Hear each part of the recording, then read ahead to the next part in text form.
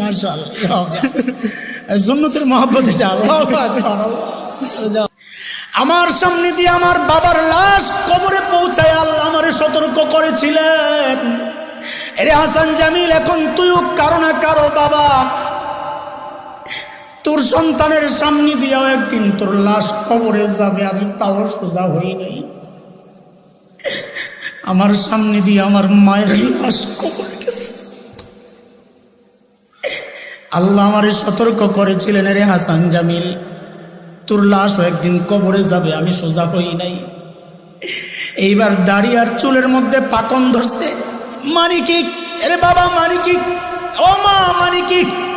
মানি হচ্ছে আল্লাহ বুঝাচ্ছেন, রে আমার বান্দা, তোর কিন্তু পালানোর আর জায়গা নাই।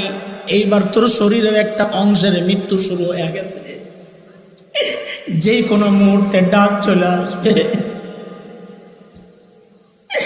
এর যুবক ভাই আমার, বুড়া হওয়ার আগে আগে যৌবনকে কাজে লাগাও, নাইলে আমার মতো চিৎকার করে করে কান্দা কোনো কাজ হবে না। আফসোস লাগে, আফসোস লাগে। আহারে, যৌবনের 32টা বছর পার করেছি। আহারে, প্রত্যেক দিন যদি একবার করে সুবহানাল্লাহ পড়তাম, আমল নামায় কতগুলো সুবহানাল্লাহ জমা হইতো। হায় কি করলাম। আরে প্রত্যেক দিন যদি 2 রাকাত নফল নামাজ পড়তাম, আমল নামায় কতগুলো নামাজ জমা হতো। আয় কি করলাম, আয় কি করলাম, আয় কি করলাম। এরে ভাই, প্রতিটা মুহূর্তকে কাজে লাগাও, কাজে লাগাও। মালিকের টাইম দাও। দুনিয়ার সবাই তোমার টাইম পায়, কিন্তু মালিক টাইম পায় না। ফেসবুককে টাইম দেওয়ার টাইম তোমার হাতে আছে, ইউটিউবকে টাইম দেওয়ার টাইম তোমার হাতে আছে, খেলোয়াড়দেরকে টাইম দেওয়ার টাইম তোমার হাতে আছে, নায়ক নায়িকাকে টাইম দেওয়ার টাইম তোমার হাতে আছে, বন্ধু বান্ধবের সাথে আড্ডা দেওয়ার জন্য টাইম তোমার হাতে আছে।